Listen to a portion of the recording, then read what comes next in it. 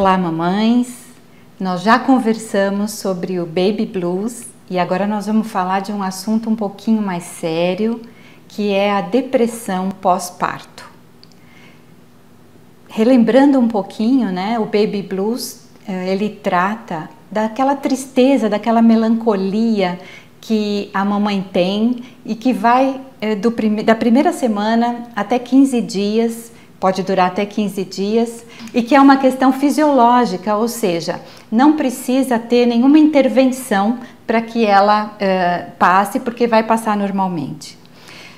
Se não passar e a coisa começar a piorar e essa tristeza começar mais forte e o choro vier mais intensamente, a gente já tem que pensar num quadro de depressão pós-parto. A depressão pós-parto, ela tem uma diferença em relação ao blues, e eu acho que é importante salientar isso até para mamãe e para a família poder ajudar na identificação, é que a depressão pós-parto, ela vem com uma questão muito importante e muito forte, que ela tira a vitalidade dessa mãe. E o que quer dizer isso? Ela perde o ânimo, perde a vontade, não só de cuidar do seu bebê, mas de fazer qualquer atividade. E ela vem também acompanhada de sensações muito fortes, inclusive de ideações suicidas. Ela pode vir acompanhada por essas ideações, o que é uma coisa já para se procurar uma ajuda. Por isso, diferentemente do Baby Blues, na depressão pós-parto é preciso que haja uma intervenção médica, ou seja, é importante e por isso fale com seu obstetra que ele pode lhe acompanhar, mas o importante é procurar uma ajuda psiquiátrica e uma ajuda de psicoterapia. E é importante falar com o obstetra, por quê? Porque ele pode ajudar na indicação de um psiquiatra que entenda mais desse período puerperal, porque hoje em dia existem medicamentos que podem ser utilizados no decorrer da amamentação sem prejudicar o bebê. Por isso é importante o encaminhamento para um psiquiatra especializado. O que a gente pode dizer sobre a depressão pós-parto é um alerta para que ela seja prevenida. Então, diferente também do Baby Blues, a depressão pós-parto pode ser prevenida. E como é que ela pode ser prevenida? Quando ela for acompanhada, quando a mamãe for acompanhada já durante a gestação. Então, se você sentir na gestação já algum sintoma que sinalize uma depressão, precisa ser comunicado ao obstetra. Por quê?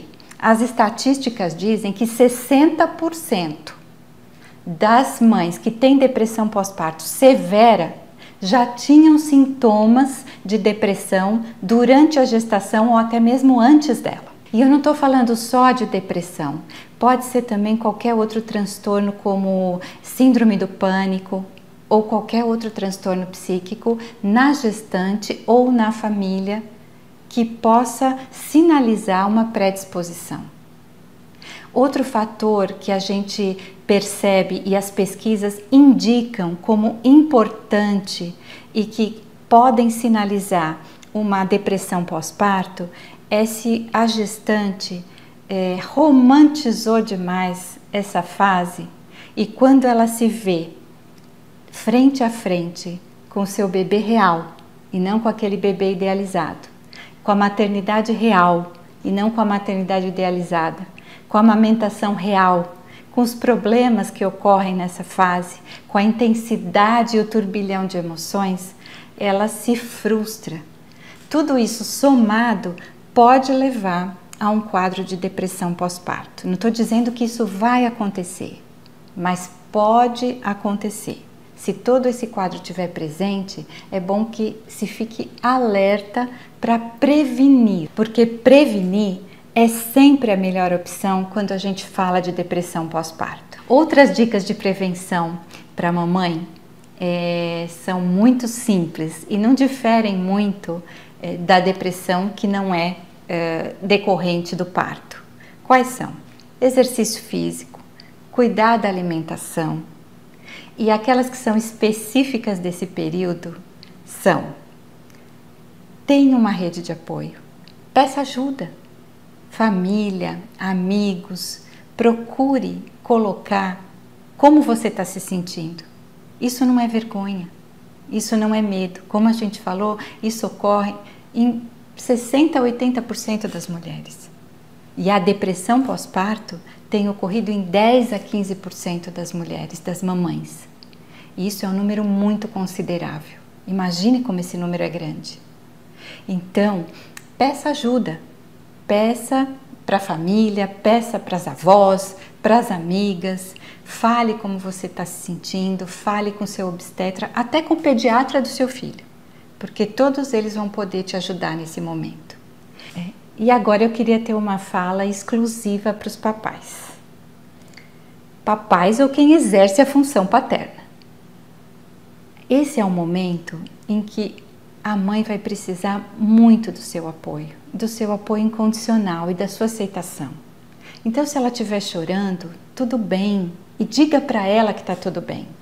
Diga para ela que você está aí para ela, que você vai dar o apoio e que ela pode sim desabar um pouquinho, porque ela não tem que ser forte o tempo todo. E que você está aí para dar esse apoio, que você está aí para ajudá-la, que você está aí para proteger essa díade mãe e bebê que é tão forte e é tão importante que se estabeleça esse vínculo. Então, pai, essa é a sua função nesse momento, mas a gente vai falar disso num outro vídeo. E para a família, um recadinho especial também, porque a gente sabe que a família quer ajudar, que a família quer estar presente, que a família quer participar, mas será que qualquer coisa que a família fizer naquele momento ajuda? O apoio da família nesse momento é para a mamãe e não para o bebê. É a mamãe que está precisando desse apoio, é a mamãe que está invisível nesse momento, porque todos os olhares são para o bebê. E esse apoio, como é que tem que ser? Ele tem que ser dado respeitando as decisões dessa mãe, que ela está descobrindo a forma de exercer a maternagem dela. Como é que ela quer maternar? É um direito que ela tem. Então, respeitando as decisões dela. Quer dar um palpite, vovó? Quer dar um conselho? Dá se a mamãe pedir. Mas se ela não pedir, melhor deixar que ela faça do jeito dela, porque ela tem esse direito. Ela tem o direito de acertar, de errar, até descobrir qual é o jeito que ela quer maternar. O bebê é muito receptivo a isso. Ele aceita isso. Ele está formando ali, ele está reconhecendo aquela mãe, agora do lado de fora. E da mesma forma, a mãe está reconhecendo o seu bebê. Então, essa é a relação mais importante desse momento. E o vínculo que é formado aí, ele vai ser útil para toda a vida. Ele tem que ser um vínculo seguro, um vínculo forte, um vínculo firme.